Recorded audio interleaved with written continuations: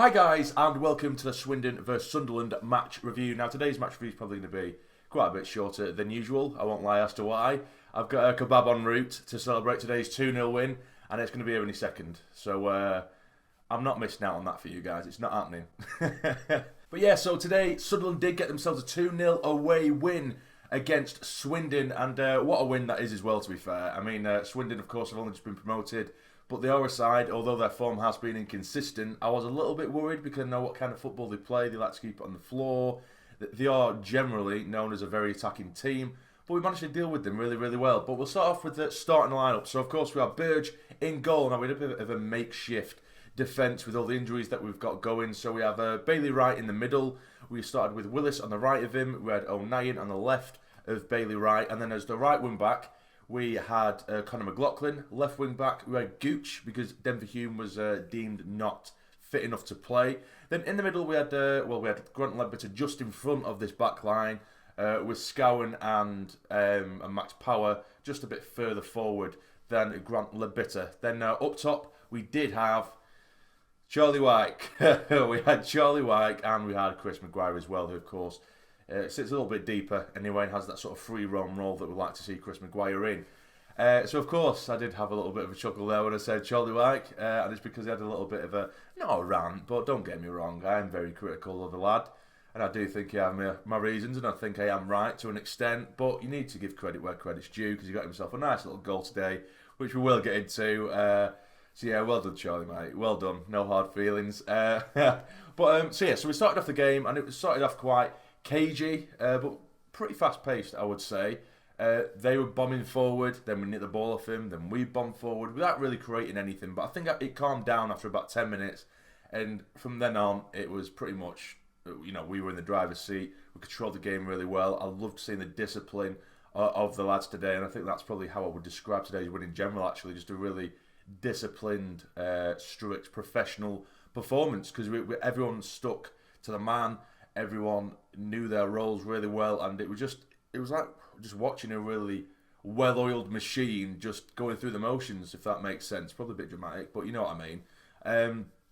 But yeah, so we did start to control the game without making a massive amount of chances.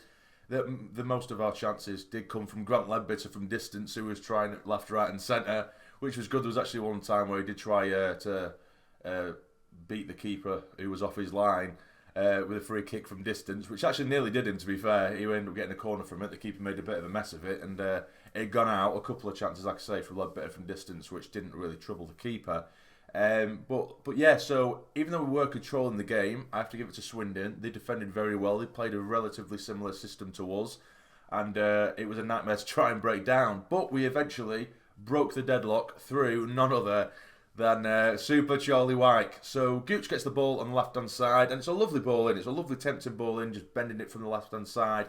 But I was so confused when I saw Charlie Wyke get on the end of it, not just because it was Charlie Wyke, but because the Swindon defence were just nowhere to be seen.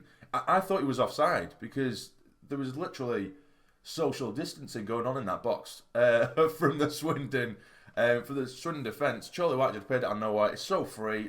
There's literally a good 5 or 6 yards between Charlie Wyke and any other defender, but he's cut across, or he's run across a sort of near post, and he's flipped it with a really nice finish, it has to be said, and he's put it into the bottom right-hand corner to beat the keeper. So we're 1-0 up, and again, since then, it was just controlling the game.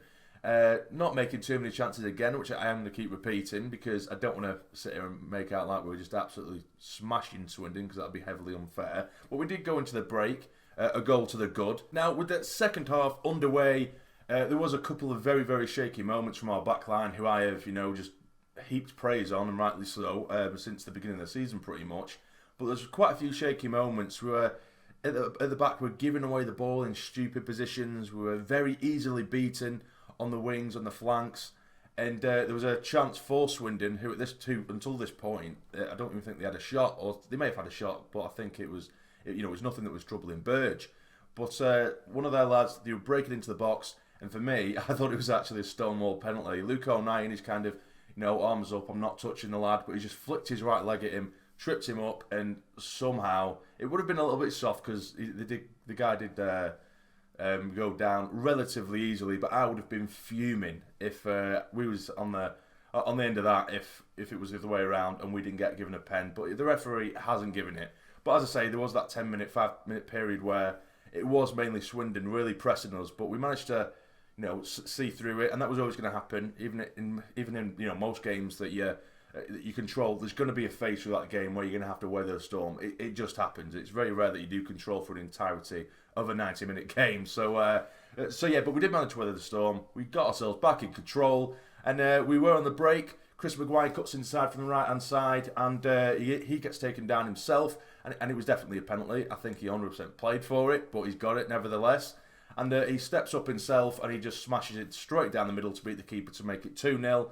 And so pretty much since then, 2-0, and we see the game out to get ourselves a lovely 2-0 win, which is absolutely fantastic for us. It really is a fantastic 3 points on the road, and it's not only expected, but to do it in the manner we did and control the game, I absolutely love that. But I will go back to the first half very briefly. I did forget to mention that very early on, Willis, he picked up a knock. I'm not too sure whether it was his knee, because he has had recurring injuries with his knee, but he's basically been playing with injuries, actually, I'm led to believe. I don't know how significant these injuries are. I don't know whether he's playing with injections or medication. I don't know, but he's always had injuries with his knee. To me, it did look like it was a sort of stamp on the foot. But I don't know whether it was actually a knee problem that kept him, made him need to leave the pitch. But there was pictures of him on crutches later on in the game in the stands, which is very, very worrying. So I haven't seen any news as of yet as to how bad the injury is. Hopefully it's nothing massive, because literally like 60-70% of our defenders are injured at the minute, which is a nightmare. But luckily, of which I'm not going to do a separate video on, we did sign a defender yesterday on deadline day, a loan signing of Dion Sanderson, who I'm not going to sit here and pretend that I've seen a load of. I haven't.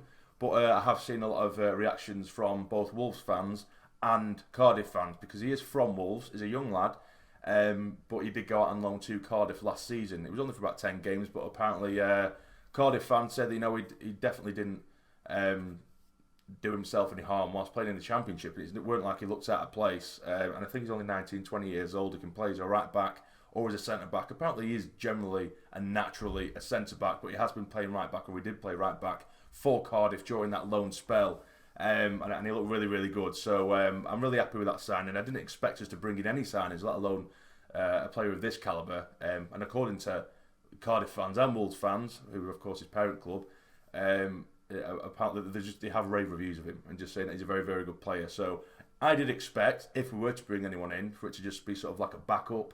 But this Dion Sanderson looks like a player that can maybe even slot straight into the starting 11, or at least should be in with a shout of it. But yeah, so we won 2-0. Really, really happy with that. I'll have a quick look at the league table. I think it's got to the point now where we should start looking at the league table. Still very early doors, but either way. So we're currently in 5th place on 11 points. We are currently 5 points off the top, where Ipswich are, of course. But we do have a game in hand as well. So if we do win that game in hand, which is something I hate saying, it always ends up being the case with these games in hand. It's always, yeah, we're on these points, but if we win the game in hand, we're going to be here. But you have to win that game. But either way, yeah, if we do win the game in hand, we'll be on 14 points, just 1 point off second and 2 points off the top. So again, if you do take that game in hand into consideration, it's not looking too bad. It's actually been a pretty good start to the season. 5 games, 3 wins, and 2 draws, which is, and the massive thing for me is the clean sheets as well, as we keep on hammering on about, which is absolutely justified. Our defence to look insanely good this year. They're so hard to break down. And Bailey Wright, and we saw so many times today, and I actually enjoy it that the fans aren't there for this. Hear me out. I'm not saying I don't want the fans there, because you can actually hear Bailey Wright screaming at the back line, absolutely screaming and yelling across the back line to keep him strict, to keep him tight, and keep him in line. And he's just organising everything, and you can hear every word he's saying. But that's one aspect, I guess, I do actually enjoy when fans out there, because I love to hear people bark orders and stuff like that. But yeah, so a really, really positive day, a really, really good win, a professional win, 2-0. My man of the match, I might even have to give it to Grant Lebbett, for like the 3rd game in a row, because he's actually got to the point now where he's pretty much my first name on the team sheet. Maybe a Bailey Wright, but Grant Ledbetter, for me, he plays that role in front of the three so well. He nicks it, or sorry, not nick it, but he takes it off our back line. He brings it forward, and he's so positive in his play. He's so positive. He brings us forward. It's not just backwards passing for the sake of it. Every pass is meaningful.